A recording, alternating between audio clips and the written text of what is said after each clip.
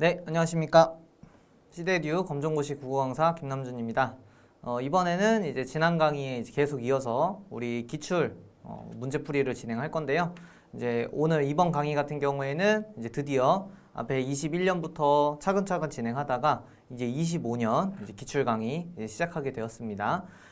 여러분들이 기출 지금 그러면은 매 연도별로 두 회차씩 푸니까 저랑 해설 강의랑 여러분들이 문제풀이를 따라오는 그 과정에서 지금까지 총 8개의 시험을 풀었는데요. 제가 그 하나의 그 순서가 좀 뒤바뀐 시험 말고는 거의 대부분의 경우 이제 앞에 부분에는 이제 화법이나 그 다음에 뭐 글쓰기, 작문이나 아니면 문법 이런 것들이 들어가 있고 그 뒤에는 이제 문학이 나오고 그리고 그 뒤에는 독서가 나오는 이런 순서로 돼 있다는 걸 여러분들이 확인할 수 있었을 텐데 뭐 그 안에서의 약간의 어떤 그 뭐랄까 순서의 차이가 있을지언정 요 거대한 순서가 바뀌지 않았다는 사실을 이제 8번 정도 풀었으면 여러분들이 느끼셔야 되거든요.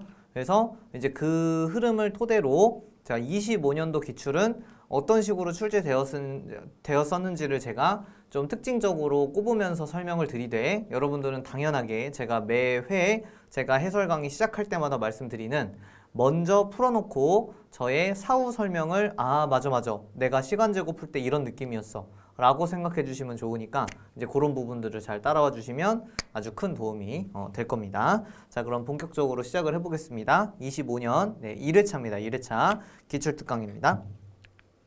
자, 일단 첫 번째 1번 문제고요. 자, 우리가 이런 문제가 나왔을 때 계속 연습하라고 말씀드렸던 거 있죠? 자, 말하기가 중요한 게 아니고 준이가 중요하고 그 다음에 문제점이 중요하고 그 다음에 적절한 걸 고르는 게 중요하다 이렇게 말씀드렸습니다. 자, 민서 같이 떠들어도 너 날만 혼나서 속상해. 나는 왜 이렇게 운이 없지? 준이가 네가 평소에도 너무 떠드니까 그렇지 혼나는 게 당연한 거 아니야? 자, 이렇게 친구가 좀 의기소침하거나 조금 그 기분이 안 좋을 때는 위로하며 말하기를 해야 되는데 위로하며 말하기를 해줘야 되는데 그걸 안 하고 있다는 게 여기서는 어찌 보면은 준이 말하기의 문제점이라고 볼 수 있겠죠? 자, 그러면 이제 그거에 대한 내용이 뭔지를 보겠습니다. 자, 일단 첫 번째 줄임말을 사용하고 있는지는 알 수가 없고요. 그 다음에 두 번째로 대화의 순서 갑자기 끼어드는 거 아니기 때문에 이것도 그렇지 않고 그 다음에 3번에 상대방의 기분을 고려하지 않고 위로하며 말하기를 하지 않고 있습니다. 그래서 3번이 적절한 것의 정답이 되고요. 자, 4번에 상대방이 이해하지 못하는 신조어. 자, 사실은 민서랑 준이는 아마도 같은 또래로 추측이 됩니다. 친구로 추측이 되는데 여기서 신조어라는 표현은 보통 세대 간의 말하기에서 서로 소통이 안 되는 걸 의미하기 때문에 여기서도 친구들 간의 대화에선 어울리지 않는 선지다. 이렇게 1번을 풀 수가 있겠습니다. 대단히 특이한 거 없죠? 네, 일반적인 유형이 출제가 되었고요. 자, 그 다음에 이제 두 번째입니다. 2번은 밑줄 친 부분에서 확인할 수 있는 말하기 방법. 자, 그럼 우리는 밑줄 친 부분을 잘 확인하셔야 되고 그 다음에 그 말하기 방법으로 적절한 거를 고민해 보셔야 됩니다. 자, 보면 사장님 티셔츠를 구입할 건데 원하는 문구를 새길 수 있을까요? 라고 손님이 사장님한테 말을 했더니 사장님이 가능해요. 비용이 3,000원 추가됩니다. 라고 대답을 하고 있고요. 사장님이 그러니까 손님이 제가 20벌 이상 구입하면 문구 새기는 비용을 할인받을 수 있을까요? 라고 질문을 하고 있는데 자, 여기서 질문의 의도가 뭔지를 생각해야 돼요. 자, 우리가 어떤 대화를 할 때 대화에는 크게 두 가지의 의미가 있습니다. 요거는 조금 생각해 봐야 되는 부분이니까 한번 적어 볼게요. 자, 대화에는 두 가지 의미가 있는데 당연하게도 처음에 우리가 그 말할 때 표현되는 그냥 눈앞에 드러나는 그 자체로의 표현이 있고요. 이거를 뭐 형식이라고 표현할 수 있을 것 같습니다. 자, 그런 다음에 중요한 거는 그 표현 안에 들어가 있는 내용이라는 게 있어요. 다시 말하면 의미, 의도 이런 것들이 있고 이런 걸 내용이라고 한단 말이죠. 자, 그러면은 이 두 가지를 모두 고려하면서 여러분이 읽어줘야 되고 자, 그럼 여기서 손님은 자, 할인받을 수 있을까요? 라고 얘기했을 때 그 형식도 물론 질문이지만 중요한 건 그 질문에서 핵심적으로 말하고자 하는 바 사장님에게 얻고 싶은 바가 뭔지 그 내용을 여러분이 파악하는 게 중요하지 않습니까? 그냥 궁금해서 물어보는 게 아니잖아요. 형식만 중요한 게 아니기 때문에 자, 그러면은 여기서 핵심은 뭐다? 제가 20벌 이상 구입하면 그러면 네, 할인을 받을 수 있나요? 자, 할인이 이 손님의 의도가 된다는 것을 우리가 추론할 수 있으면 되는 거죠. 자, 그러면 이거를 우리가 모두 고려해서 1번부터 보도록 합시다. 자, 1번. 자신의 제안에 문제가 있으면 인정. 아니, 의도가 할인을 받고 싶은 거라니까요? 안 되고요. 2번. 조건을 제시하며 자신의 요구를 전달하고 있다. 오, 자, 조건이라고 했습니다. 20벌 이상 구입하면 조건을 제시했고요. 자신의 요구 뭐죠? 할인을 받는 것. 그렇기 때문에 2번이 적절히 돼서 답은 2번이 됩니다. 그 다음 3번. 상대방의 처지에 공감. 아, 사장님 3,000원 받으시는군요. 자, 이렇게 공감하고 있지 않기 때문에 네, 자신이 포기하지도 않기 때문에 3번은 틀렸고요. 4번에 상대방의 이익을 고려하지 않고 일방적으로 비난하는 내용 없기 때문에 네, 4번도 틀렸다. 이렇게 볼 수 있겠습니다.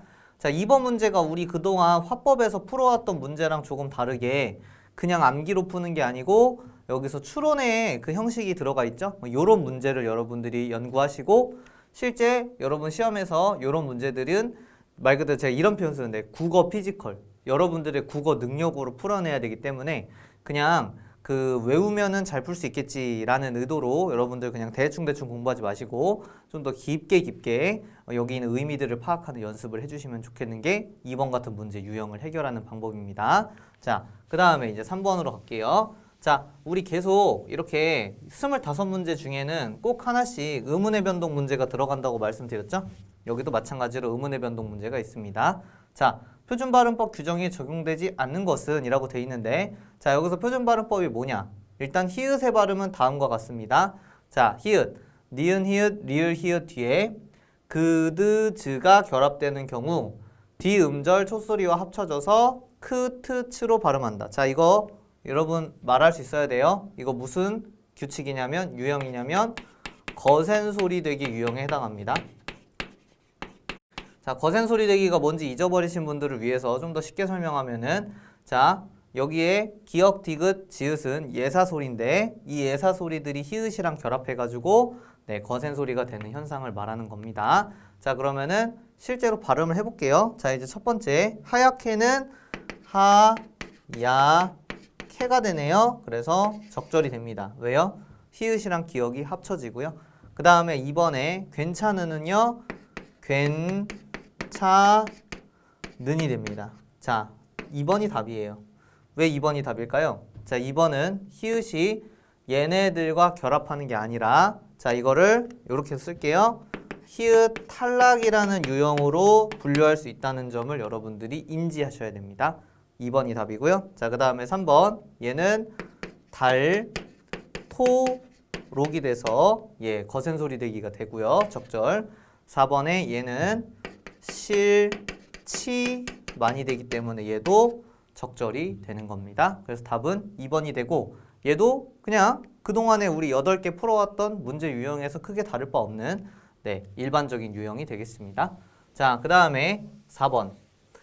자, 4번은 풀기 전에 먼저 설명드릴게 요 문제는 조금 잘 출제되지 않았던 부분이 출제되었습니다. 우리 이전에 과거의 기출문제들을 풀 때는 뭐 시간 표현이라든지 과거, 현재, 미래 찾는 거요. 아니면 높임 표현이라든지 뭐 상대 높임, 객체 높임 이런 거 아니면은 피동, 당하느냐, 사동, 시키느냐 이런 거를 물어보는 문제들이 대다수였다면 여기 25년 1회 모의고사에는 모의고사 아니요 기출에는 이렇게 진행상 요거는 뭐 엄밀히 말하면 시간 표현이랑 엮여 있긴 하지만 그동안에 출제되지 않았던 조금 사이드 부분이 출제되었다는 걸 여러분들이 확인하시고 그럼 여기를 통해서 우리가 생각해야 되는 게 뭐겠어요?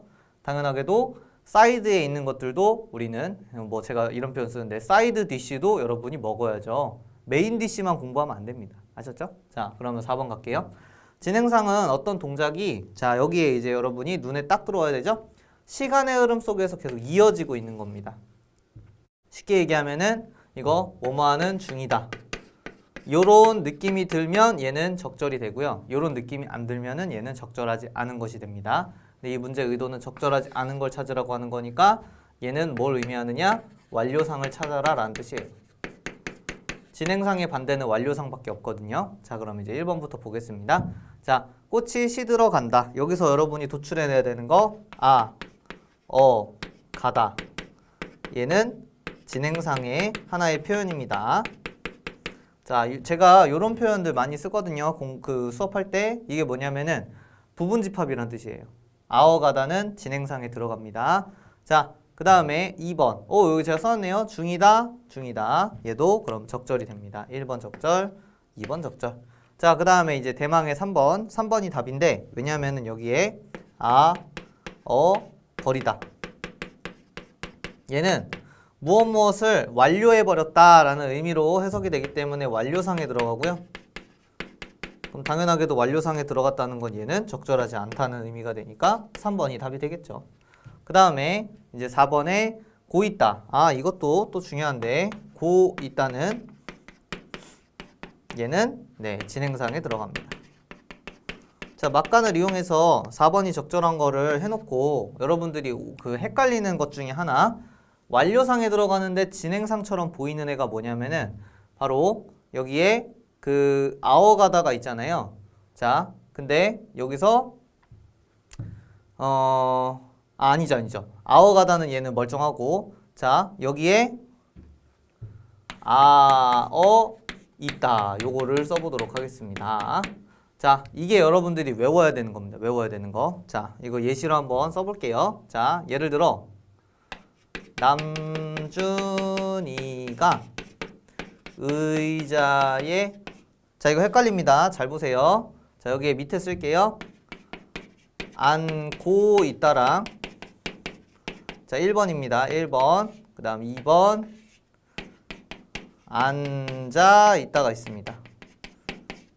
자, 뭐가 다를까요? 자, 이게 바로 진행상과 완료상이 구분하기 힘든 점이고 그렇기 때문에 여러분들이 외워야 된다고 제가 강조하는 겁니다. 자, 앉고 있다는 지금 여기 제가 써있는 거 써놓은 거 보이시죠? 자, 앉고 있다는 얘는 진행상이고요. 그러니까 이렇게 되는 거예요. 제가 행동으로 보여드리면 앉고 있는 중에 딱 걸린 거야. 이게 앉고 있다. 그 다음에 앉아 있다는요. 그냥 처음부터 끝까지 앉아 있는 거예요. 얘는 완료상입니다. 자, 이렇게 되기 때문에 여러분들이 이런 사이드 DC도 공부를 하셔야 된다. 4번 별거 아닌 것 같지만 헷갈리려고 치면은 은근히 헷갈릴 수 있다는 점 생각해 주시면 되는 겁니다. 자, 그럼 4번 여기까지 해서 마무리하고요. 자, 이제 한글 맞춤법 5번입니다. 또 이거 한글 맞춤법 여러분들이 외워야 되는데 잘 안 외워가지고 어렵죠? 자, 이제부터 다시 한번 또 외우려고 노력을 해보세요. 자, 5번에 바람에 문이 닫혔다. 자, 이 닫혔다도 또 여러 가지 그 다양한 점이 있는데 일단 여기에 이 히라는 친구 있죠? 얘가 피동전미사입니다. 그렇기 때문에 얘는 적절이라고 볼 수가 있어요. 왜? 문이 닫는 걸 당한 거잖아요. 그래서 적절입니다. 이거랑 헷갈리는 애가 쳤다가 있는데 치가 들어갔어요. 치가 들어가는 거는 피동이 아니라 이건 그냥 뭐 굳이 얘기하면은 그냥 그 닫다의 그냥 강조예요. 강조. 그래서 요거는 제가 기본 이론에서도 한번 수업한 적이 있으니까 이거 헷갈리시는 분은 질문하거나 아니면 기본 이론을 찾아가서 다시 한번 확인해 보세요. 자, 그 다음에 이제 두 번째입니다. 배웠다. 얘가 답이죠. 얘 틀렸어요, 지금. 자, 그럼 뭐가 틀렸냐? 자, 해볼게요. 배웠다의 이 배 있죠? 이거는 뭐랑 똑같은 뜻이에요? 배어랑 똑같은 뜻이에요. 자, 제가 계속 얘기하는데 돼지 할 때 돼랑 배 할 때 배는 배어의 줄임말이고 돼지 할 때 돼도 돼어의 줄임말입니다. 그러면은 이거를 여기에 적용해가지고 써보면 어떻게 돼요? 글자가 배어었다. 자, 이게 말이 됩니까? 당연하게도 말이 안 되죠. 이렇게 쓰면 안 되죠. 그럼 옳게 쓰려면 어떻게 바꿔야 되겠어요? 당연하게도 배었다라고 쓰든지 그냥 또는 뱉다라고 쓰든지 둘 중에 하나라고 쓰는 게 적절히 되는 겁니다. 오케이? 배였다는 안 돼요. 그렇기 때문에 2번이 답이고 자, 그 다음에 또 여러분들이 헷갈리는 것 중에 하나가 붓였다죠? 자, 풀로 붙이다 이런 거를 쓸 때 이 붙다는 여기가 맞습니다. 근데 예를 들어 보내다란 뜻이 있죠. 예를 들면 편지를 붙이다. 편지를 보내다라는 의미를 쓸 때는 이게 아니고 붙이다입니다. 이것도 기본 이론에서 설명했어요. 자, 그 다음에 4번에 늘었다. 늘었다는 도대체 왜 있는 거야? 이거는 늘렸다 뭐 이런 거랑 헷갈리게 하려고 낸 건데 여러분들 수준상 이런 거 헷갈릴 리가 없죠. 그래서 4번은 적절히 되는 거를 편안하게 볼 수 있었을 겁니다. 자, 자, 그 다음에 이제 문법에 또 중세국어가 나왔는데요. 자, 중세국어는 제가 요거 띄워놓고 지난 강의에서도 계속 하는 것처럼 여러분들은 선지 보고 오가시면서 되고 저는 여기 있는 판서를 통해서 설명하고 이렇게 보도록 하겠습니다. 근데 저도 선지를 봐야 되니까 저도 제가 준비한 자료를 오가면서 설명할게요. 자, 일단 1번 선지가 뭐냐면은 현재 쓰이지 않은 기억에 아레아가 사용되었다라고 1번 선지가 나와 있고요. 네, 매우 적절하게 아레아가 여기 2번이나 들어가 있는 거를 확인하실 수가 있습니다. 그래서 1번 선지는 적절. 자, 동그라미 X로 표시했더니 여러분들이 잘 안 보일 것 같아서 이제 그냥 글로 쓸게요. 자, 그 다음에 니은 세미 깊은 여기에 나와 있는 저 세미에서는 글자 왼쪽에 제가 이거 강조드렸죠. 여러분 방점은 글자 왼쪽에 있는 거예요. 글자 왼쪽. 네, 그렇기 때문에 이것도 적절이다. 방점이 있고요. 자, 그 다음에 디귿에 자, 물은 같은 경우 여기서 이제 중요한 표현이 나왔습니다. 자, 이 물은 요건 옆에다 써볼게요. 자, 이 물은은 현대어로 표현하면은 이건 물은입니다. 물은. 자, 그럼 누가 봐도 이 왼쪽은 이어적 끼고 요 정도는 이제 여러분 다 알죠? 그다음 오른쪽이 끊어적 끼입니다. 그렇다는 것은 다른 말로 바꾸면 여기에는 끊어적 끼가 적용이 안 됐다라는 표현을 바꿀 수 있겠죠? 끊어적 끼 적용이 안 돼 있다. 자, 그러면은 결론적으로 어떻다? 결론적으로 3번이 적절하지가 않다. 왜? 3번 선지에 끊어적 끼로 표기되어 있다라고 써 있기 때문에 얘는 부적절이다. 이렇게 정리할 수가 있겠죠. 자, 그 다음에 이제 리을입니다. 자, 내히 일어 발알에 가난이 돼 있는데 요거는 여기 4번 선지에 조사가 모음 조하에 이렇게 돼 있습니다. 자, 이것도 한번 여기 따로 빼서 자, 일단 랄까지가 바다예요. 바다. 오케이? The sea. 오션 할 때 그 바다요. 자, 근데 여기에 뭐가 붙었어요? 애가 붙었죠. 자, 이것도 잊어버리신 분들을 위해서 한 번 더. 자, 모음조화라는 게 뭐라고 말씀드렸죠? 자, 모음조화는 양양기, 음음기라고 말씀드렸습니다. 자, 양성, 음성, 모음이 존재하고 자, 양성 모음에는 아래아랑, 아랑, 오가 있고 음성에는 으랑, 어랑, 우가 있다. 즉, 양양기 뭐예요? 얘네들끼리 쓰고 그 다음 음음기 얘네들끼리 쓴다고요. 그렇기 때문에 여기 어때? 아래아가 있으니까 이를 썼죠? 그래서 모음 조화가 된 건데 만약에 이게 아니라 만약에 발을이었으면 뭐라고 왔겠어요? 애라고 왔겠죠. 요게 모음 조화다 라고 여러분이 이해하시면 되는 게 6번의 4번 선지입니다. 결론적으로 4번도 적절이다. 이렇게 볼 수가 있겠습니다. 오케이? 자, 그래서 6번 이렇게 끝이 나고요. 자, 그 다음에 이제 작문으로 갑니다. 자, 작문. 우리가 싫어하는 이제 글 보고 두 문제 다 풀어야 되는 겁니다. 자, 여기에 상당히 여러분들의 삶에서도 좀 필요한 내용이 들어가 있죠? 보행 중, 걸어 다닐 때 휴대전화 좀 그만 보세요. 그죠? 위험합니다. 보행 중 휴대전화 사용에 대한 문제 제기. 그리고 보행 중 휴대전화 사용을 제한하는 근거. 이건 사실 우리 문제 안 나오기 때문에 뭐 그렇게 중요하게 안 봐도 되고. 그 다음, 니은. 보행 중 교통사고 증가함. 증가하지 않았을까? 그 다음, 디귿. 돌발 상황에 대처한 능력이 떨어짐. 능력이 떨어지겠죠, 당연히. 3번, 건강에 악영향을 주죠. 그렇죠. 그래서 결론은 대책 마련을 촉구. 열심히 해야 된다고 자극한다. 아니면은 옆에서 조금 독촉한다. 이런 의미로 보시면 되겠습니다. 자, 그럼 이제 글 갈게요. 자, 방금 전에 이제 기역, 니은, 디귿, 리을 읽었던 거를 토대로 이 글에 적용되지 않은 것이 무엇인가를 한번 생각해 봅시다. 자, 일단 첫 번째. 길에서 많은 사람들이 고개를 푹 숙인 채 휴대전화에 빠져 걷고 있는 모습을 쉽게 볼 수 있다.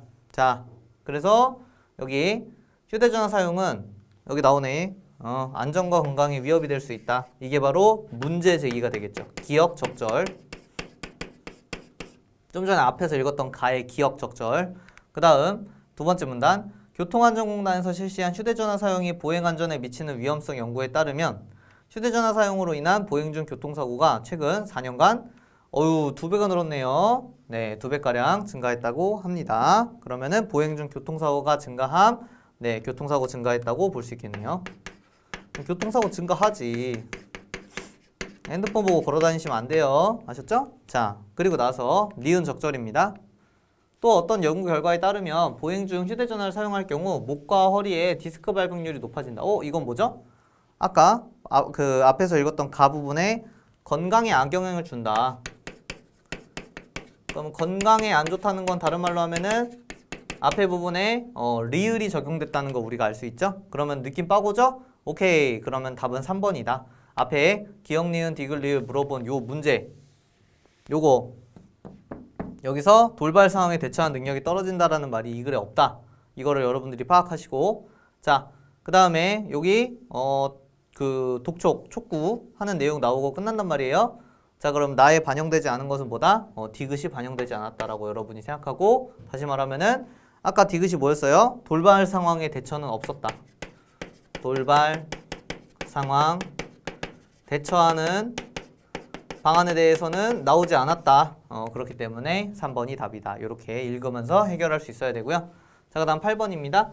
A에서 D에 대한 고쳐쓰기 방안으로 적절하지 않은 것 이렇게 돼 있는데, 자, 일단은 1번부터 쭉쭉쭉 볼게요. 여러분들 왔다 갔다 본문 보면서 잘 확인해 보십시오. 자, 1번 숙인 채 띄어쓰는 거 맞습니다. 1번은 적절히 되겠고요. 자, 그 다음에 두 번째로 그 B 같은 경우는 또라고 돼 있는데, 자, 뭐라고 돼 있는지를 볼게요. 아까 2배가량 증가했다고 한다. 그리고 또 어떤 연구 결과에 따르면, 자, 어쨌든 간에 지금 앞에 있는 내용에서, 자, 여기 2배가량 증가했다. 이것도 휴대전화 사용에 대한 문제를 얘기하고 있고, 그 다음에 또 이 다음에도 문제를 얘기하고 있기 때문에 뭐예요? 둘 다 문제인데 이걸 그러나라고 연결하기에는 이게 어울리지 않죠? 즉 또라는 표현이 잘 어울린다라고 우리가 인지해야 돼서, 네, 2번이 그러나로 고치면 안 됩니다. 그대로 놔두셔야 돼요. 그래서 2번이 답이 됩니다. 8번에. 그 다음에 3번. C. 글의 통일성을 해치는 문장. C가 뭐였냐면은 안전띠를 매야 된다라는 내용인데, 네, 전혀 관련이 없죠? 우리는 휴대전화 사용에 대해서 얘기하고 있었어요. 그 다음에 4번에 잘못된 조사를 사용했습니다. 왜? 마지막에 법안 제정 등의 대책을 시급히 마련되어야 한다. 어때? 대책을 마련되어야 안 돼. 대책이 마련되어야 한다라고 해야 돼서, 네, 요거 적절히 됩니다.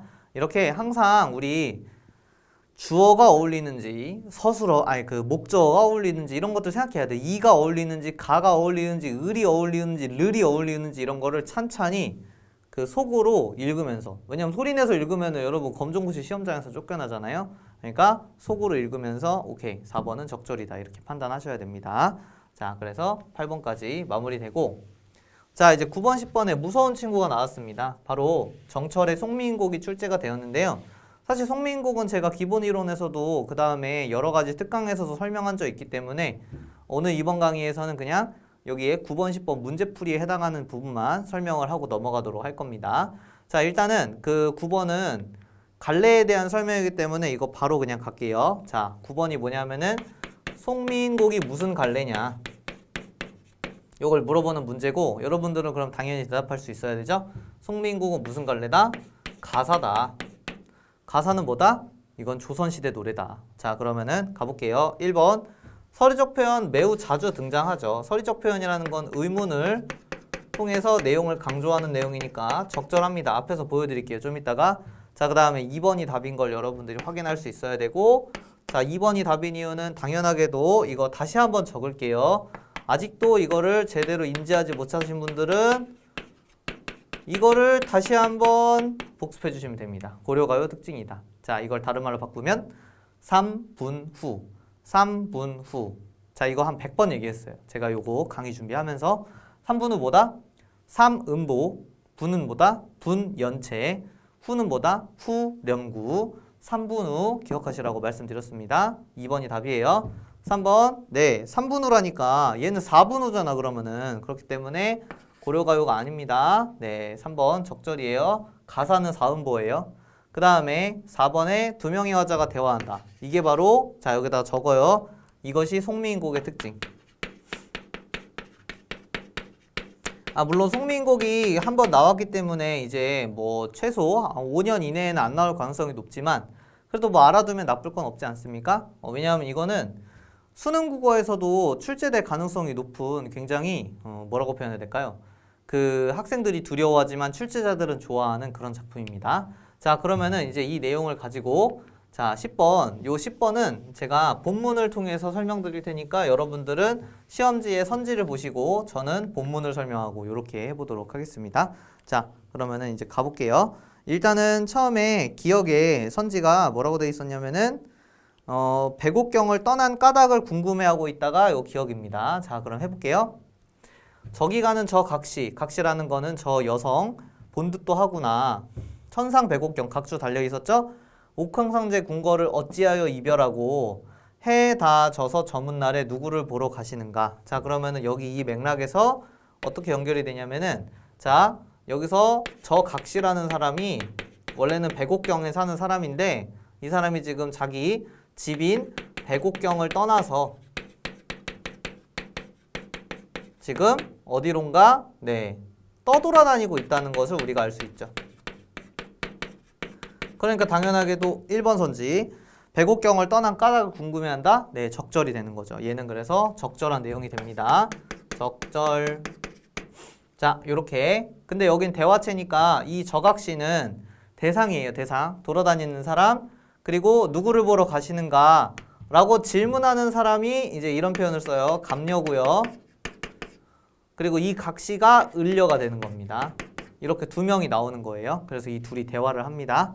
자, 질문하니까 당연히 어때요? 어와 너로구나 대답해야겠죠? 이 대답하는 사람이 바로 을려가 되겠습니다. 대답하는 사람. 너로구나 이렇게 말하는 사람 이 너는 갑녀고요. 알았죠? 자, 그래서 이제 니은으로 내려갈게요. 자, 아양이며 교태며 어지럽게 하였던지 라고 돼 있는데 이거는 무슨 의미냐면은 을려가 옥황상제에게 잘 보이려고 노력한 거죠. 잘 보이려 노력. 자, 그래서 우리 10번의 2번 선지에 임의 태도가 변한 이유로 추측이라는 표현이 나오는데 이건 무슨 말이냐? 자, 바로 여기 다음 줄이 핵심인 거죠. 반기시는 얼굴빛이 예전과 어찌 다르신가? 다시 말하면은 잘 보이려 노력했는데 그것 때문에 오히려 우리 옥황상제, 다른 말로 하면 임금님이 나를 향한 그 눈빛이 바뀌었어. 그렇기 때문에 2번 니은에 뭐라고 써 있었어요? 임의 태도가 변한 이유? 네, 적절한 내용이 됩니다. 내가 너무 날뛰면서 예쁜 척을 한 거야. 그래서 임의 생각이 좀 바뀌었다. 이렇게 정리가 되겠고 자, 그 다음에 누워 생각하고 일어나 앉아 헤아려 보니 내 몸에 지은 죄가 산같이 쌓였다. 자, 그러면은 내 죄 때문에 이별했다라고 우리가 알 수 있겠죠? 그래서 하늘을 원망하며 사람을 탓하겠는가? 자, 여기에 나왔습니다, 여러분. 이런 게 바로 서리법이에요. 하늘을 탓해, 사람을 탓해, 아니면 나를 탓해. 바로 나를 탓하겠죠? 그렇기 때문에 여기에 서리법이고 즉 얘도 적절이 됩니다. 자신의 탓으로 돌리고 있고요. 자, 그 다음에 이제 마지막 그러면 4번이 답이겠네요. 자, 기나긴 밤에 잠은 어찌 주무시나 라고 자, 이거는 무슨 내용이냐? 임금을 걱정하는 내용입니다. 임금 걱정. 자, 그런데 여기 4번 선지에는 임에 대한 원망. 제가 항상 얘기하는 게 있어요. 이런 작품들을 충신 연주지사라 하는데 즉 임금을 사랑하는 노래라고 하는데 거기서 임금을 원망하면 여러분이 임금이라면 어떻게 할 것 같아요? 그 신하들을 바로 댕강이죠. 바로 원망하면 안 돼. 아셨어요? 원망하면 절대 안 돼요. 그렇기 때문에 4번 적절하지가 않다. 얘가 부적절입니다. 임을 걱정하는 거지 임을 원망하는 게 아니에요. 그래서 4번이다. 끝. 이렇게 보면 되겠습니다. 자, 그럼 10번까지 됐고 자, 이제 11에서 13번 자, 우리 현대소설로 들어가 보도록 하겠습니다. 사실은 제가 기출특강 할 때 좀 여담 같은 거 섞어가지고 하고 싶은데 항상 이 시간을 촉박하게 제가 많은 걸 설명하다 보니까 여담 같은 걸 잘 못해서 좀 안타깝긴 한데요. 일단은 그 곁들여가지고 이제 문제 작품 설명을 좀 같이 해보면 여기 이제 이청준이라는 작가가 나옵니다. 자, 여러분들이 저에 대해서 뭐 큰 관심은 없을 수도 있지만 그래도 저에 대해 일말의 관심을 가지고 계신 분들에게 제가 이제 TMI로 하나 저에 대한 정보를 알려드리면 자, 김남준 T 최애다. 최애 작가. 자, 이청준. 자, 아주 좋아하고요. 일단은 이청준 작가의 뭐 당신들의 천국이라든지 아니면은 이 작품 얘기하면 여러분들 웃을 텐데, 이제 병신과 머저리 이런 작품이 있어요. 전 개인적으로 병신과 머저리라는 작품을 좋아하진 않지만, 어쨌든 뭐 그 작품도 읽긴 읽었었습니다. 어린 시절에. 근데 이제 제가 이청준을 좋아하는 여러 가지 이유가 있는데, 그 중에 첫 번째 여러분들이 납득할 만한 조금 그 먹을스러운 이유를 말씀드리면은, 이청준이란 작가는 기본적으로 되게 한국인의 그러니까 뭐라 말할 수 없는, 대놓고 말하기에는 조금 그렇지만 소설로 막상 읽었을 때는 맞아, 우리 삶에 불편한 진실이 있어, 이런 것들을 잘 지적하는 작가거든요.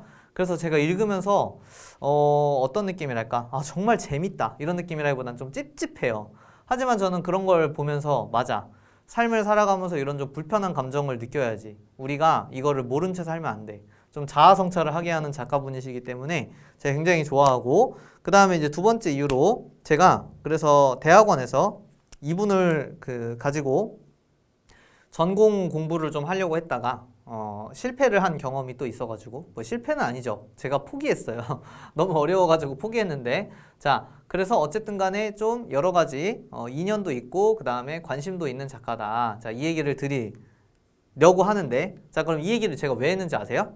자 이제 여러분들이 제 캐릭터를 좀 알면 좋은데요, 저는 예전에도 그렇지만 저를 고통 주는 사람을 저는 좀 좋아하는 편이거든요. 뭐 예를 들면은 대학에서도 학점이 진짜 안 나오는 수업 있죠. 저는 일부러 그런 걸 들은 다음에 제 인생을 다 갈아가지고 A뿔을 결국에 받아내는 걸 되게 좋아하고, 물론 그렇게 했음에도 불구하고 A뿔을 못 받은 수업이 하나 있었는데, 유일하게 그게 국어 의미론이라는 수업이었는데요. 그 의미론이라는 수업에서 나중에 알게 된 사실, 거기도 그 교수님이 좀 미친 분이셨는데, 그 교수님이 사석에서 그런 얘기를 하시는 걸 제가 들었습니다.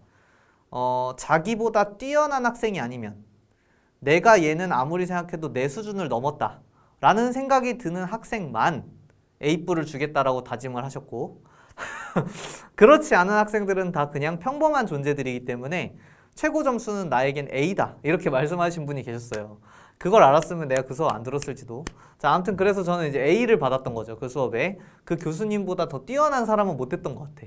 자, 그래서 이제 그런 미친 사람들이 세상에 많은데, 저는 개인적으로 저를 괴롭히는 자, 저에게 어려움을 선사하는 자, 그리고 고민해야 되는 것을 저에게 주는 자를 좋아하거든요. 자, 이청준 마찬가지입니다. 자, 여러분, 제가 무언가를 좋아한다고 할 때 그 사람은 그냥 미치도록 어렵다고 생각하시면 됩니다. 여러분, 이청준이 만약에 수능에 나오잖아요. 여러분들을 죽일 수도 있습니다, 이청준은. 그래서 전 너무 좋아요. 자, 액자식 구조를 굉장하게 잘 활용하는 작가고, 그리고 이 이청준의 작품은요, 굉장히 이런 표현을 쓸게요. 자, 작품의 밀도가 높습니다. 어떤 평론가는 이렇게 표현한 적도 있는데, 이청준에 대해서, 이청준은 그 시처럼 소설을 쓴다. 이게 무슨 말일까요? 무슨 말인지 못 알아듣게 소설을 쓴다는 겁니다. 여러분, 나오면 그러니까 도망치세요. 자, 벌써 근데 즐거워 보이죠, 제가? 네, 저는 어려운 거를 보면 즐겁기 때문에 여러분, 저 같은 사람처럼 이제 즐거워하시는 저희 제자가 되기를 바라는 마음에서 한번 길게 얘기를 해봤습니다. 자, 그럼 이 소설도 아주 쉽지 않다는 거, 자, 이거를 생각하면서 잘 따라오시면 됩니다. 자, 이청준의 흰 철쭉이란 작품이에요. 자, 앞부분 줄거리. 우리가 이사 온 지 3년째 되던 해, 나물장수 아주머니가 우리 집 마당에 흰 철쭉을 망연히 바라보고 있음을 알게 된 나는 아주머니가 집터의 옛 주인이라고 생각합니다. 자, 그럼 벌써 여기에는 이야기가 두 개가 겹쳐져 있죠. 일단 1번, 나의 이야기가 있죠. 그 다음 2번, 아주머니의 얘기가 있단 말이야. 아머니? 아주머니. 이거 여러분 구분하면서 읽을 수 있겠어요? 안 되겠어요? 아, 그럼 연구해야지. 그럼 고민해야지. 싸워야지. 자, 우리가 어려운 걸 공부하는 이유는 뭡니까? 어려워도 다 이겨낼 수 있어. 여러분의 사고력과 여러분들의 능력이라면 이거는 다 이겨낼 수 있어요. 자, 그러면 이제 이 내용을 토대로 11, 12, 13 자, 제가 쭉 설명을 해보도록 하겠습니다. 자, 11번의 문제는 뭐냐면은 소설에 대한 특성을 물어보는 문제고요. 자, 여러분들이 다 읽었을 테니까 네, 조금 불친절하게 11번 해설 바로 들어가겠습니다. 자, 윗글에 대한 설명으로 적절한 거 뭐냐? 자, 일단은 요거 1번이 답이 되고요. 자, 이게 바로 또 이청준 소설의 특징이고 아주 흥미로운 부분인데, 자, 인물의 사연을 요약적으로, 여기서 인물의 사연은 누구? 아주머니가 되겠고요. 자, 요약적으로 진술하고 있다. 자, 제가 이제 이런 표현을 쓸게요. 이청준 소설의 또 다른 특징인데, 자, 이거 어떤 숨은 이야기가 있고요. 이 숨은 이야기를 새롭게 알게 되는 요런 방식으로 서술되는 것들이 이청준 소설의 특징입니다. 그렇기 때문에 여러분 읽고 안 될 것 같아요? 그럼 도망치시면 됩니다. 자, 하지만 도망치지 않고 여러분이 끝까지 싸울 거라면 저의 설명을 잘 듣고 이청준 소설을 잘 읽어보도록 노력을 한다라는 점 말씀드리면 되고, 자, 그 다음에 2번이 틀린 이유는 안 될 것 같으면은 나머지 애들이 안 되는 이유를 한번 생각해 보세요. 자, 작품 밖 인물의 시각 아니죠? 이 작품 안에 1인칭이라는 거를 여러분들이 생각해 주면 되겠고요. 그 다음에 3번에 장면 전환을 통해 인물 간 갈등을 표현하고 있다. 여기 인물 간 갈등이 드러나질 않습니다. 그렇기 때문에 3번 틀렸고요. 4번에 편지 형식, 이거 꽤나 그럴듯한데 중요한 건 여기에 편지가 구체적으로 나타나지 않기 때문에 여기 또 틀렸다. 그래서 답은 1번이다라고 여러분이 풀면 되는 겁니다. 자, 그 다음에 이제 윗글의 내용이죠. 자, 요게 이제 바로 여러분들이 읽으면서 잘 파악했어야 되는 내용이에요. 자, 그러면은 12번 정리를 해보면 1번 아주머니의 친정집은 황해도에 있었다. 자, 여기 본문에 뭐라고 돼 있냐면은, 자, 광복 이후에 단절됐다는 내용으로 내용이 나오거든요. 자, 이걸 통해서 우리는 또 맥락적으로 알아둬야 되는 게 뭐겠습니까? 당연하게도 남북 분단과 관련된 내용이죠. 자, 이런 사실들을 여러분이 많이 알고 있을수록 문제 풀기가 편해집니다. 자, 다시요. 여러분 한국사도 공부해야 되지 않습니까? 검정고시를 통과하기 위해서. 그럼 그 한국사 공부할 때 공부 잘 해놓으세요. 왜? 자, 특히 현대 문학에서는 4가지 사건. 첫 번째 일제강점기, 두 번째 한국전쟁, 세 번째 군부 독재, 네 번째 산업화 도시화. 이거를 여러분이 알고 있는 거랑 모르고 그냥 푸는 거랑은 아주 천지 차이가 나기 때문에 배경 지식을 최대한 많이 꾸역꾸역 잘 쌓아야 된다는 점을 기억하시면 좋겠습니다. 그래서 광복되고 단절됐기 때문에 친정집을 돌아갈 수가 없었다는 사실 아시면 되겠습니다. 적절이고요. 자, 그 다음에 2번 아주머니는 해방을 계기로 친정집으로 이사 갔다. 아니, 친정집이랑 단절됐다니까 무슨 소리야. 2번 적절하지가 않죠? 해방을 계기로 친정집을 이사 갔다가 아니고 친정집과 단절되었다. 자, 이렇게 간단하죠? 간단해요. 어려울 게 없어. 여러분들의 사고력이면 할 수 있다니까. 3번 이제 그 뒤에는 산업화 도시화에 대한 내용이 나온다고. 동네 사람들은 땅값이 올라 집을 팔고 사방으로 떠났습니다. 자, 이것도 적절히 되죠. 이거에 대해서는 앞에서 한 번 더 추가 설명 드릴 거고. 4번 아주머니네는 결국 집값으로 받은 돈을 거의 다 축내버렸다. 축냈다는 게 무슨 표현일까요? 이거는 다 사용해버렸다.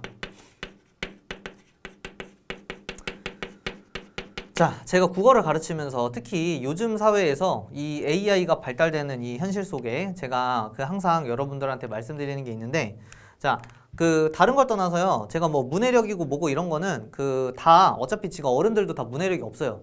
그렇기 때문에 모두가 전 세계 사람들이 책을 안 읽는 이 사회에서 그 얘기는 차치하고, 자, 이 AI가 문제인 것 중에 하나, 제가 항상 경계해야 된다고 말하는 것 바로 이겁니다. 알고리즘. 자, 뭘 알고리즘? 예를 들면은 추천 알고리즘. 자, 단적으로 저도 제가 유튜브를 통해서 영상들을 막 보고, 저도 뭐 쇼츠도 보고 할 거 다 해요. 저도 책 잘 안 읽어요. 근데 그러면서 한번 생각해보는 바가 뭐냐면, 생각해보면은 제가 예를 들어 어떤 것에 먹방을 이제 보려고 그 먹방을 딱 눌렀어. 그러면 이제 그 밑에 추천 알고리즘으로 뭐가 뜹니까? 먹방 관련된 내용들이 쭉 뜬단 말이에요. 자, 그래서 제가 항상 얘기하는 건 이 AI는 우리의 어떤 생각을 강화하는 거예요. 강화. 그러다 보면은 이제 문제가 뭐가 발생하느냐? 이게 편향이 돼요. 이게 문제거든요, 이게. 자, 그러면은 갑자기 이제 이 얘기를 왜 드렸느냐? 자, 이걸 그대로 여기 연결해 보겠습니다. 자, 여러분들이 소설을 읽을 때 이런 표현 쓰는 거. 아니, 아주머니 자기가 받은 돈 날려놓고 왜 자기 원래 집 와가지고 이러고 있어? 이렇게 되는데요.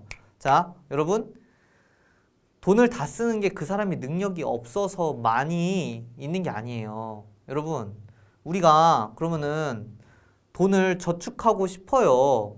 근데 저축을 못하는 사람들도 있을 수 있는 거야. 즉, 삶이라는 건 굉장히 다면적이고 다층적이기 때문에, 자, 어떤 사람들이, 자, 일제강점기에 예를 들면 실제로 이 김남준 강사의 할아버지도 도박으로 돈을 많이 탕진하셨거든요.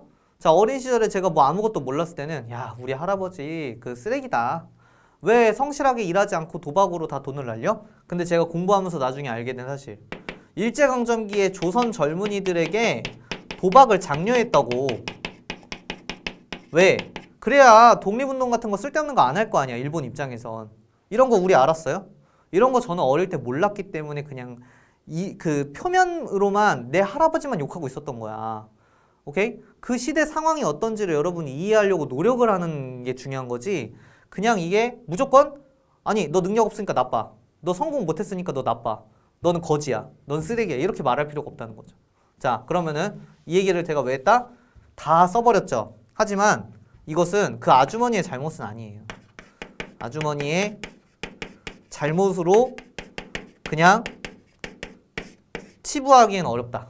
오케이? 여러분들 이렇게 쉽게 생각하면 안 됩니다. 문학을. 자, 그러면은 요거 당부 말씀드리고 그 다음에 13번. 자, 기억의 의미로 적절한 것이라고 돼 있는데 자, 기억이 뭔지를 앞에서 이제 보면은 흰 철쭉이 되겠네요. 그죠? 자, 근데 흰 철쭉이 그러면은 왜 4번이 답인지 고향 식구에 대한 그리움을 달래주는 자연물이 왜 맞는지를 이제 앞에 가서 보여드리도록 하겠습니다. 자, 여기에 보면은 아주머니가 자신의 그 사연을 쭉 말해줘요. 자, 여기에 요 표현 이제 밑줄 쳐볼게요. 아주머니는 원래 일정 말기에, 일정이라는 건 일제강점기 말기에 황해도 안악마을의 한 농촌마을에서 갓 스물에 이곳으로 출가를 해왔는데 얘의 흰철쭉은 그녀가 시집을 오기 전 친정집 남새밭가에 있었던 것. 그러면은 다른 말로 하면은 고향 부모 정물, 다시 말하면은 마음이 들어있는 물건으로 심어주고 간 것이라고 하였다. 자, 다시 말하면 뭐예요? 우리 부모님의 마음을 전해준 물건이 흰 철쭉이다 라고 우리가 판단할 수 있어서 고향을 떠올리게 하는 자연물이구나 이렇게 판단하시면 되겠죠. 결론은 답은 4번이었다 이렇게 정리가 됩니다. 그러면 나머지는 왜 안 될까요? 자, 여러분 생각해 보세요. 이웃과 관계 악화할 수 있지. 아니, 아까 제가 그래서 뭐라 그랬어? 아주머니 자기가 돈 다 잃어놓고 여러분 이렇게 생각하면 얘를 답을 찾을 수 없는 거야. 오케이? 그 이면에 그 들어있는 의미를 생각해 보세요. 이면의 의미. 아주머니가 열심히 일 안 해가지고 거짓다. 이게 중요한 게 아니고 여러분 맘대로 생각하지 마시고 이 글쓴이의 그 말 그대로 핵심적으로 말하고자 하는 바는 이 아주머니가 너무 불쌍한 게 핵심인 거지. 이 아주머니를 보고 어유 이 아주머니 똑바로 돈 안 벌었네. 어유 이 아주머니 주인공네 집에 자꾸 와서 흘기들기 보내. 어유 이 아주머니 이거는 뭐 사실 관련이 없지만 그래서 문학 작품을 제대로 이해하는 게 중요합니다. 아셨습니까? 자, 그렇게 하지 않으면 특히 여기 수능 국어 준비하시는 분들이 있을 텐데 수능 국어에서 영원히 국어 점수가 오르지 않는 이유가 될 수 있습니다. 그래서 이 부분을 잘 생각하시고 4번이 답인 거를 잘 납득을 하시면 되겠어요. 자, 그 다음에 14번 갑니다. 자, 목계장터라는 작품이고요. 목계장터는 조금 그 배경 지식이 필요합니다. 자, 여기에 보시면은 구름과 바람 있죠? 이건 떠돌이의 이미지입니다. 떠돌이 이미지. 자, 떠돌이 이미지라고 알아두세요. 구름 가만히 있지 않고 돌아다니고요. 바람 당연히 흘러갑니다. 그 다음에 쭉 보다 보면은 여기에 들꽃 잔돌. 여기는 정착 이미지입니다. 정착. 그래서 마지막에 여기에 보시면은 바람이 되라 하고 떠돌이가 되라 하고 잔돌이 되라 하네. 정착을 하라 하네. 그래서 이 작품의 마지막에 결론은 뭐다? 내적 갈등으로 끝이 난다. 자, 이런 걸 보고 뭐라고 하느냐? 아까 제가 말씀드렸죠? 이런 걸 한이라고 하는 겁니다. 그래서 이렇게 연결이 되어가지고 네, 떠돌이와 정착 관련된 내용으로 여러분이 문제 풀면 되는 겁니다. 자, 그러면 윗글의 표현상 특징으로 적절하지 않은 것 이렇게 돼 있는데요. 자, 여기에는 아주 확실하게 없습니다. 뭐가 없냐면은 반어적 표현이 너무나 확실하게 없습니다. 자, 그래서 여기 1번이 답인 거를 여러분들이 확인할 수 있어야 되고요. 반어적 표현이 그냥 없어요. 자, 그럼 나머지 애들 어디에 나오는지를 볼게요. 자, 2번 선지 특절한 종결어미를 반복했냐? 오모와 네 반복. 그래서 적절이 되고요. 자, 3번에 향토적 소재라는 거는 향토가 뭔지 모르시는 분들이 있는데 두 가지 키워드 기억하시면 됩니다. 첫 번째 농촌, 두 번째 고향입니다. 자, 농촌과 고향이라는 키워드를 기억하시면은 토속적인 분위기도 농촌과 고향이기 때문에 적절이고, 여기 그러면 농촌이랑 고향 뭐뭐 나오는지를 제가 그냥 말로만 읊으면은, 일단 첫 번째로는 뭐 이런 거 있죠. 비계인, 나루, 목계 나루 이런 것들 다 네, 농촌이랑 관련이 되고요. 그 다음에 또 예를 들면 들꽃, 그 다음에 뭐 민물, 새우 이런 거에서 고향을 떠올리게 만들기 때문에 네, 이 3번 선지도 적절이다라고 보시면 되겠습니다. 자, 그리고 4번에 수미상관 구조라고 돼 있는데요. 수미상관이라는 거는 말 그대로 앞이랑 뒤가 서로 유사한 형식으로 구조가 되어 있어야 되는데, 이 작품 어떻게 돼요? 하늘은 날더러 구름이 되라 하고 라고 처음에 시작하고, 마지막에 또다시 하늘은 날더러 바람이 되라고 하고 라고 나오기 때문에 네, 4번 선지도 적절히 되겠습니다. 자, 이렇게 정리가 됩니다. 자, 그 다음에 이제 내용적으로 15번을 잘 이해해봐라. 자, A의 밑줄 친 부분에 공통적으로 드러나는 의미가 뭐냐. 자, A의 밑줄 친 게 뭔지를 보세요. 자, 산설이 맵차거든, 풀 속에 얼굴 묻고, 물려올 모질거든, 바위 뒤에 붙으라네. A는 뭐다?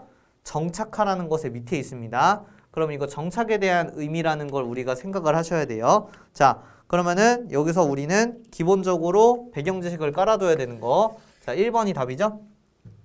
아, 적절처럼 보일 수 있겠네요. 자, 1번이 답이죠? 자, 왜 답이다? 자, 이렇게 알아두십시오. 여러분, 왜 떠돌아다니겠어요? 아, 요즘처럼 뭐 여행 유튜버 이런 거 말고 옛날 떠돌아다니는 사람들은 뭐야? 생계를 위해서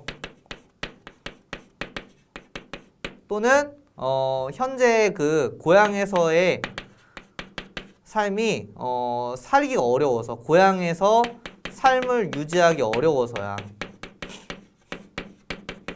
자, 그러면 이제 정리해 볼게요. 여러분, 떠돌이가 좋을까요? 당연히 정착이 좋을까요? 당연하게도 정착이 좋죠. 그렇기 때문에 이 시에서 말하고자 하는 바는 뭐예요? 떠돌이라는 삶 자체가 고달픈 현실이고, 그러면은 결과적으로 화자는 뭐 하고 싶어? 정착을 하고 싶다라는 내용의 시가 목계장터라는 시라는 걸로 이해하고 문제를 풀면 되는 겁니다. 자, 그러면 이제 2번 즐거움 절대 안 되고요. 화자가 지향했던 이상적인 세계가 고통의 세계인 거 절대 안 되고요.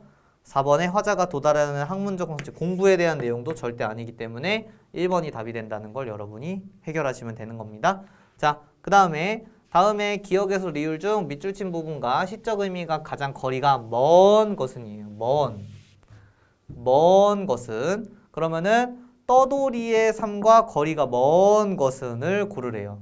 자, 그러면 여러분들도 그 작품 보고 있을 테니까 제가 그냥 작품 보면서 그냥 쭉쭉 설명할게요. 자, 일단 기억은 구름입니다. 제가 아까 구름 뭐라 그랬죠? 떠돌이 이미지. 그래서 적절히 되어 있고요. 그 다음에 니은, 박물장수. 박물장수가 뭔지를 모르시는 분들이 있을 수 있는데, 박물장수는 쉽게 얘기하면은 정말 이것저것 다 파는, 예를 들면 아파트 야시장에서 물건 팔기 위해서 트럭이 오가거나 이러시거든요. 그런 분들을 박물장수라고 예전에 말했고, 그런 분들은 당연하게도 여기저기 떠돌아다니게 되는 겁니다. 2번도 적절히 되어 있고요. 그 다음에 이제 디귿, 토방 텐마루. 토방이 뭐예요? 그 여러분 찜질방에 보면 황토방 있죠? 네, 그 황토방. 그럼 여기는 정착이지.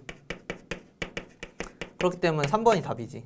자, 그 다음에 4번 리을이 뭐냐면 떠돌이. 아예 써있네, 떠돌이라고. 그러면 떠돌이니까 얘도 적절히 되겠다. 그래서 결론은 답이 3번이다. 이렇게 보시면 되겠습니다. 자, 그 다음에 이제 17에서 19. 자, 여기서 좀 주목할 바가 있는데요. 이전에 우리가 8개 풀 때는 그나마 조금 특이하게 소설이 출제된다고 치면은 뭐 신화 정도가 나오고 이런 것들이 뭐 특이하다라고 볼 수 있는데, 여기에는 민담이 나와버렸어. 자, 민담. 자, 민담이라는 거는 뭐 개인적으로 말하면은 어떤 흥미 위주의 이야기. 요 정도거든요. 그러니까 대단한 스토리가 있는 게 아니에요. 그렇기 때문에 여러분들이 이런 흥미 위주의 이야기가 정확하게 어떤 의도와 또 어떤 흐름을 가지고 있는지 생각해 주면 좋고, 그 다음에 하나 더, 여기에는 비현실적이고 또는 환상적인 내용도 나올 수 있다는 점, 이런 거를 예측하면서 읽어주면 좀 더 좋았다. 이렇게 보시면 되겠습니다. 자, 이거 내용 간단하게 정리하면 이거예요. 자, 노파가 있는데 노파가 구렁이를 낳았어요. 근데 이 구렁이가 알고 봤더니 신선비, 다시 말하면은 뭐라고 표현해야 될까? 아주 멋진 남자였어. 구렁이가 멋진 남자였음. 신선비. 근데 얘가 비늘을 잃어가지고 다시 구렁이가 됐는데 그 여기에 누구야? 막내딸, 즉 아내가 다시 신선비를 만나러 가는 내용이 바로 이 작품의 주요한 플롯이 되겠습니다. 나름 재밌는 내용이에요. 그죠? 자, 이거 혹시 이런 류의 스토리들을 여러분들이 처음 봤다라고 생각이 든다면 혹시 옛날 영화긴 한데 신과 함께라는 영화가 있습니다. 네, 그런 영화에 나오는 이런 민담 스토리들이 다 연결이 되는 거니까 한번 관심 있으면은 봐주시면은 좀 도움이 되거나 아니면 재밌을 거예요. 자, 그래서 제목이 구렁덩덩 신선비죠. 자, 구렁덩덩 신선비 요거와 관련해 가지고 자, 여기에 이제 문제 쭉 보겠습니다. 자, 17번. 1번부터 보겠습니다. 자, 윗글에 대한 설명으로 가장 적절한 거 이렇게 이제 물어보고 있는데 자, 우리가 이거를 생각해야 돼요. 뭐냐면은 이런 민담 같은 경우에는 기본적으로 우리 시가 삽입되어 있다 이런 거 확실하게 딱 드러납니다. 시는 왜냐하면 옛날에 노래거든요. 근데 여기에는 노래가 드러나 있지 않기 때문에 1번 적절하지가 않습니다. 자, 그리고 2번이 우리가 조금 주목해야 되는데 구체적인 지명이 언급되는 그런 류의 소설들 또는 이야기들을 전설이라고 하는데요. 자, 이 전설 아닙니다. 이 작품 민담입니다. 민담. 그렇기 때문에 2번도 안 되고요. 자, 3번이 답인 거 우리 확인할 수 있죠? 아니, 구렁이가 사람 되고 그 다음에 사람이 비늘을 뺏기니까 다시 어디로 날아가고 이런 거 말이 안 되는 내용이죠? 그렇기 때문에 3번 비현실적인 요소가 들어가 있다는 거 확인할 수 있고 4번의 역순행적 구성 아니죠. 이거는 시간의 역전인데 시간의 역전이 드러났다고 보기 어려워서 4번도 적절하지 않아진다라고 보시면 되는 겁니다. 자, 그 다음에 다음 중 밑줄 친 부분에 해당하는 내용. 자, 밑줄 친 부분이 뭐냐? 이 이야기는 남편이 떠난 후 아까 신선비요. 장잔의 막내딸이 남편을 찾아가는 과정에서 겪은 일이다. 자, 막내딸이 노파가 낳은 아이를 보러 감. 아니, 남편을 찾아가는 거니까 아직 남편으로 맞아들이기 전이에요. 그 다음에 2번. 막내딸이 구렁이에게 아직 결혼을 하기 전이에요. 안 돼요. 3번. 막내딸과 혼례를 마친 후 구렁이가 사람이 됨. 아니, 찾아가는 과정이에요. 안 돼요. 자, 4번. 남편을 찾기. 여기 나왔다. 찾기 위해. 그렇기 때문에 여기 4번이 적절이다. 문제 너무 쉽게 줬는데? 이건 잘 읽어보면 그냥 바로 답이 나오는 문제였네요. 자, 그 다음에 19번인데 요거는 또 여러분들도 시험지 있으니까 제가 그냥 기억, 니은, 디귿 보면서 설명드리도록 하겠습니다. 자, 여기서 기억이 뭐냐면은 아기예요. 아기. 이 아기가 무슨 아기? 구렁이. 구렁이가 누구? 신선비. 자, 일단 이렇게 딱 해놓고 자, 다른 걸 찾으라고 했으니까 일단 기억은 신선비였습니다. 그 다음에 니은의 구렁덩덩 신선비. 그러면 일단 얘도 적절, 얘도 적절이네요. 자, 그 다음에 3번 디귿 구렁이. 자, 슬슬 답이 나온다. 적절. 4번이 답일 텐데 4번 리을이 뭐가 돼 있냐면은 새 쫓는 아이. 쫓는 아이는 전혀 관련 없기 때문에 네, 19번의 답은 4번이다. 이렇게 보시면 되겠습니다. 자, 제가 급발진해가지고 이청준 설명을 길게 하는 바람에 자, 이번 강의가 상당히 길어지고 있습니다. 자, 여러분 어차피 강의 들을 거 길게 들으면 좋잖아요. 네, 많이 들으십시오. 그러면 이제 20번 진행해 보도록 하겠습니다. 이제 독서고요. 2지문 남았습니다. 2지문. 자, 세계 각국의 주요 도시들은 이미 수십 년 전부터 걷기 좋은 도시를 조성하고자 노력해 왔다. 그래서 이 글의 핵심적인 내용은 뭐다? 자, 걷기 좋은 도시 공간에 대한 글이 바로 첫 번째 글의 주제구나 라고 생각하면서 여러분들이 잘 보시면 되겠죠? 자, 걷기 좋은 도시는 이러이러하고 저러저러해서 이렇게 필요한데 자, 그러면은 이거와 관련해 가지고 일단 윗글에 대한 설명으로 네, 가장 적절한 것부터 문제를 해설해 보도록 하겠습니다. 자, 일단은 1번이 정답이에요. 보행 환경을 점수화한다라고 돼 있거든요. 이거는 바로 앞에 가서 보여드리겠습니다. 자, 보세요. 여기 칠판에. 예를 들면 하나의 도시의 여러 지점을 선정하고 그 지점과 그 지점 주변에 위치한 학교, 식당, 상가 등 생활 편의 시설의 거리를 측정하여 해당 지점의 보행 환경에 대한 점수를 산출한다. 해당 지점에서 도보 5분 정도에 가까운 거리 내에 편의시설이 많을수록 그 지점은 높은 점수를 받는다. 혹시 설마 이 정도를 가지고 점수화가 몇 점인지 안 써 있는데요? 라고 해서 1번을 못 찍은 사람 없겠죠? 몇 점이냐가 점수화가 아니고 그러니까 점수를 매긴다 라는 표현이 나와 있으니까 1번이 적절하다는 거를 여러분들이 생각해 주면 되는 거죠. 그래서 20번에 1번이 정답이 됩니다. 자, 2번. 제가 몇 번 말씀드렸죠? 전문가의 견해를 인용한다라는 표현이 나오려면은 기본적으로 어떤 교수, 연구원 등이 등장해야 된다고요. 그런다고 보기가 조금 애매하기 때문에 2번 날라가고요. X. 3번. 각국의 정의를 비교. 정의가 다르지 않습니다. 정의는 같아요. 정의 동일. 자, 그 다음에 4번. 상반대 주장 안 나와요. 다 필요하다고 보기 때문에 4번 적절하지가 않습니다. 자, 그 다음에 이제 21번. 윗글의 내용과 일치하지 않는 것이라고 돼 있는데요. 자, 1번입니다. 미국에서는 자동차를 생활 필수품으로 여긴다. 이거는 상식적으로도 여러분들이 알면 좋은 게 미국은 땅이 너무 커가지고 자동차가 없으면은 걸어 다니기가 힘들어. 자동차로 그 옆에 있는 도시 가는데도 3, 4시간 걸리는데 그거 언제 걸어가요? 그죠? 그렇기 때문에 1번 적절히 되고. 자, 근데 그런 미국에서조차 도시 설계를 운전자 중심에서 보행자 중심으로 변화시키는 추세다. 본문에 나오기 때문에 2번도 적절히 됩니다. 자, 그 다음 3번. 미국의 공공기관과 민간에서는 지역의 보행 환경에 관한 다양한 정보를 사용자에게 제공한다. 자, 그래야 보행자 중심으로 변화하지 않겠습니까? 그래서 3번도 적절히 되고요. 자, 그 다음에 미국의 한 민간 기업에서 제공하는 보행 환경 점수는 자, 여기가 틀렸어요. 여기가. 정부의 도시계획 수립에만 활용된다. 여기가 틀렸어요. 그렇기 때문에 4번이 21번의 정답이 되는데 자, 이거에 대해서는 앞에 본문에서 한번 밑줄 치면서 보여드리도록 하겠습니다. 자, 보셨죠? 4번이 답입니다. 자, 4번이 답인 이유는 여기 잘 보세요. 이 업체에서 제공하는 점수는 도시계획을 수립하려는 시, 정부뿐만 아니라 자, 여기 밑줄이 들어가요. 언론, 학계, 부동산 업계 등 다양한 분야에서 활용. 당연한 일인 게 여러분, 걷기 좋은 도시는 저도 좋거든요. 여러분도 좋죠. 누구나 다 좋을 거야. 그럼 거기 집값이 어때? 자, 한국인 특. 집값부터 따진다. 아, 집값이 오르겠지, 거기가. 그럼 거기 아파트 사야지. 이렇게 되는 겁니다. 여러분, 왜 검정고시 보는 이유가 뭡니까, 다? 잘 먹고 잘 살려고 하는 거 아닙니까? 그러면은 집값 오를 것 같아? 여러분 잘 먹고 잘 살려면 집 사야지. 이렇게 되는 겁니다. 자, 그 다음에 사전적 의미를 한번 찾아보래요. 22번에서. 자, 이것도 마찬가지로 앞에 있는 내용이랑 어울리는지 안 어울리는지를 제가 제 자료 보면서 말씀드릴 테니까 여러분도 시험지 보면서 잘 보십시오. 자, 1번. 주목입니다. 주목.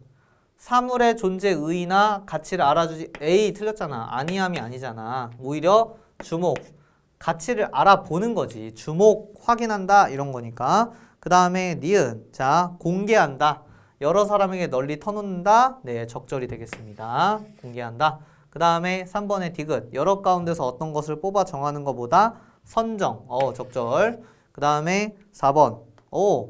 내 친구가 해주면 좋겠는 거, 그죠? 계산하면서 내주는 거. 산출입니다, 산출. 물론 그 의미는 아니지만 4번도 적절히 되겠습니다. 자, 그럼 여기까지가 일단 독서 한 지문 했고요. 사실은 이 마지막 지문 때문에 제가 이 강의를 좀 빨리빨리 하려고 노력을 했거든요. 하지만 실패했습니다.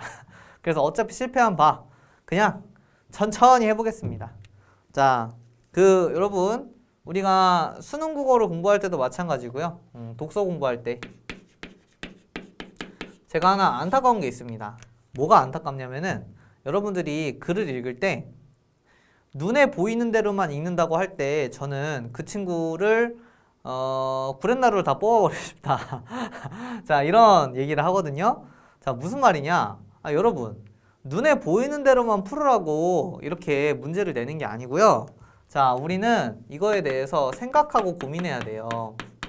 생각과 고민. 그래서 어때? 안 써져 있는 걸 추론해줘야 돼요. 추론. 자, 그러면은 잘 봐. 통점이 자극을 받아 통각신경을 통해 통증 신호가 뇌로 전달될 때 우리는 통증을 느낀다. 자, 기본적으로 과학이라는 그 개념에 대해서 잘 모르거나 어려움을 느끼는 사람들은 이걸 읽고요. 아무런 생각이 들지 않고 그냥 칠판 기준에서 초록색은 칠판이요, 흰색은 글씨구나 이런단 말이야. 자, 이럴 때일수록 여러분은 뭐 한다? 통점이 뭔지, 자극을 받는 게 뭔지, 그 다음 통증 신호가 뇌로 전달되는 게 뭔지, 이런 것의 의미를 좀 생각을 해보라는 겁니다. 오케이? 고민을 해보라는 겁니다. 그래서 이렇게 고민을 하면서 뒤로 가는데, 자, 통점을 구성하는 세포의 세포막에는 통로라는 세포 소기관이 있습니다. 자, 그러면은 이제 천천히 정리해 볼게요. 자, 통점이라는 게 있어요. 그리고 이 통점이 자극을 받잖아요. 그러면은 자, 통각신경을 통해 여기에 통각신경이 있어요. 자, 그리고 이걸 통해서 통증 신호가 뇌로 전달됩니다. 자, 제가 지금 화살표로 보내고 있는 이 안에 통증 신호가 가는 거예요. 통중이라고 썼네. 통증 신호가 여기에 들어있는 겁니다. 통증 신호. 자, 그럼 이제 다시 한번 정리해 보겠습니다. 여러분, 지금 제가 화살표 치고 서로 연결한 거는 누구 공부다? 내 공부, 내 공부. 이걸 보고 여러분이 스스로 해보는 거는 누구 공부다? 여러분 공부. 그러니까 여러분들은 어떻게 공부해요? 글자를 보고 그냥 글자 그대로 놔두지 말고 이렇게 정리하려고 노력하는 게 중요하다라는 점 잘 생각하세요. 생각을 해야 돼. 머리를 돌려. 자, 아주 죽었을 겁니다. 자, 그러면 그 과정에서 통점을 구성하는 세포의 세포막에는 여기에 세포막에는 통로라는 세포 소기관이 있어. 이름이 통로야.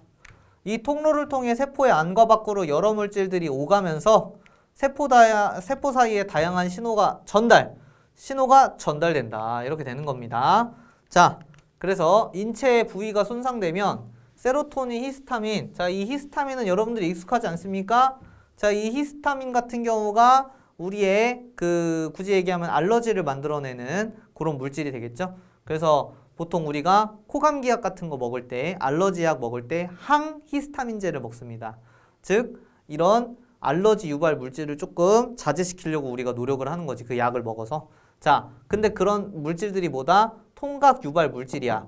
통각이 뭐야? 아픔을 느끼게 하는 거. 자, 이들이 통로를 통해 여기 통로 세포 안으로 들어오면 세포는 통증 신호를 인식하고 그래서 통증을 유발하는 대표적인 통로는 치통, 피부염, 관절염 등의 염증성 통증에 관여하는 캡사이신 통로가 있습니다. 자, 여기 통로 안에는 캡사이신 통로가 있어요.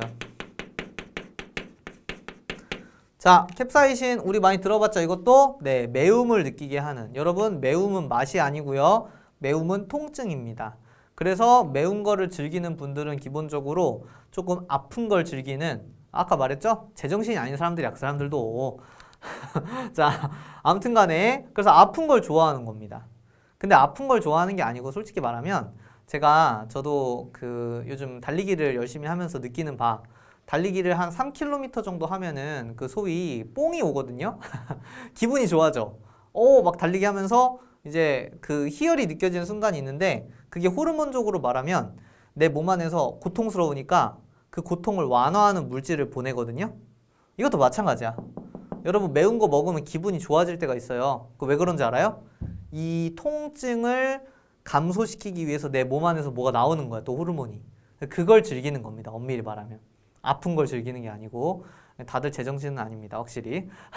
자, 그런데 통증 신호를 뇌로 전달하는 통각신경은 여기 있죠? 통각신경. 얘는 다른 감각신경에 비해 매우 가늘어 신호가 느려. 얘는 신호가 느려요. 신호 느림. 자, 그래서 예를 들어 아니 어떻게 몸 길이가 30m야.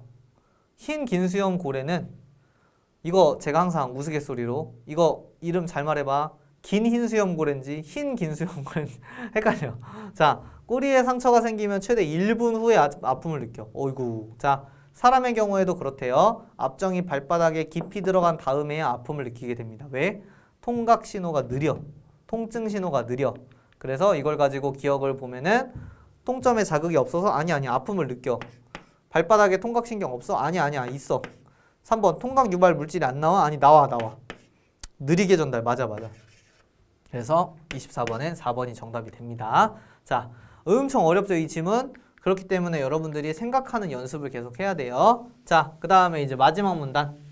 통각신경은 다른 감각신경에 비해 가늘기 때문에 빽빽하게 분포될 수 있습니다. 그렇죠. 우리가 아픔을 여기저기 빽빽하게 느껴야지. 자, 1제곱센티미터당 200개의 통점이 있는데 만약에 통각신경이 굵다면은 이렇게 배치될 수가 없었을 거야. 자, 그리고 빽빽하게 배치되면은 아픈 부위를 보다 정확하게 알 수 있는데 중요한 건 뭡니까? 자, 그러나가 들어가야 돼요. 내장기관에는 굉장히 적습니다. 그래서 여러분, 우리 내장 안에 막 췌장이나 이런 데 암 생기면은 그거를 굉장히 발전이라고 하면 좀 표현이 그러니까 굉장히 그게 그 진행이 많이 될 때까지 모른대요. 왜냐하면은 그 세포 내부에 장기 내부에 내 통점이 없기 때문에 아픈 걸 몰라. 그렇기 때문에 여러분 건강검진 나중에 나이 드셔서 꼭 그 국가에서 2년에 한 번씩 하라고 하니까 꼭 잘 받으시고. 자, 그러면은 뭔 소리 하는 거 갑자기? 자, 여기에 4개에 불과해가지고 아픈 부위를 정확하게 알기 어렵다. 그러니까 빽빽하다, 빽빽하지 않다니까 가에는 그러나가 들어가야 돼서 자, 여기 아까 제가 생각해야 된다 그랬죠? 네, 여기에 생각, 빈칸, 반면이 들어가야 되겠죠. 자, 그러나, 반면, 비록은 안 되고요. 비록은 뭐뭐일지라도라는 의미인데 양보의 의미가 들어가지 않았습니다. 혹시, 자, 이거는 보통 무언가를 물어볼 때 쓰는 말인데 지금 혹시라는 표현은 아예 이 지문이랑 연결이 안 되고 왜냐하면 원인에 대한 설명인데 이것도 이 지문의 핵심적인 내용이 아니었습니다. 그래서 1번이 답이 되고요. 그럼 이제 마지막 23번 보겠습니다. 자, 23번은 여기 제가 써놓은 거를 왔다 갔다 하면서 보더라도 여러분이 풀 수 있는데 또 그렇게 해가지고는 안 되죠. 자, 여러분들은 시험지를 보시고 저는 제가 준비한 자료를 보면서 설명을 하도록 하겠습니다. 자, 1번. 통증 신호는 통각신경을 통해 뇌로 전달된다. 네, 맞습니다. 우리 1문단에 그 내용이 나와 있었기 때문에 이건 적절이라고 생각하시면 되겠고 자, 그 다음에 2번입니다. 인체의 부위가 손상되면 통각 유발 물질이 만들어진다. 자, 아까 뭐가 만들어진다 그랬죠? 예를 들면은 뭐 히스타민이라든지 세로토닌이라든지 이런 게 만들어진다고 했기 때문에 요것도 그 두 번째 제가 화면에 띄운 내용이랑 적절하다는 거 확인하시면 되겠고요. 자, 그 다음 세 번째. 피부에는 1제곱센티미터당 약 200개의 통점이 있다. 이것도 빽빽하게 있다고 했습니다. 아까. 그렇기 때문에 얘도 적절히 되겠고 자, 폐와 간에는 통점이 없어. 그러니까 어때요? 폐암과 간암은 일찍 발견이 안 돼. 아까 말씀드렸죠? 그래서 우리가 건강검진을 자주 받아야 돼. 필요할 때 4번이 적절하지 않아진다고 이해하시면 되겠습니다. 자, 그러면은 기나긴 기출 해설 강의가 끝이 났는데 지금 제가 이 기출 해설 강의 하면서 요 부분은 좀 특이하고 요 부분은 중요하고 그 다음에 내 개인적인 사견은 이러하고 이런 내용들을 정말 여러 가지로 설명드렸습니다. 그 중에 여러분들이 이 그 기출 지문을 보면서 가장 중요하게 생각해야 하는 건 단 하나예요. 바로 그 단 하나가 뭐냐? 생각하면서 공부를 하는 것. 써져 있는 걸 외우지 말고요. 써져 있는 거를 토대로 여러분들이 도대체 이 써 있는 A랑 B의 관계가 뭘까? 대조될까? 같은 뜻일까? 아니면은 부분 전체 관계일까?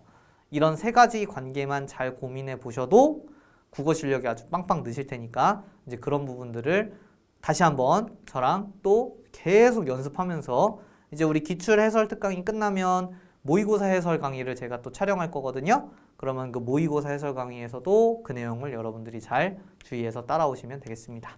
자, 그러면은 고생하셨고요. 여기까지 저는 마무리하고 우리는 이제 다음에 또 25년 2회차에서 만나 뵙도록 하겠습니다. 고생하셨습니다. 감사합니다.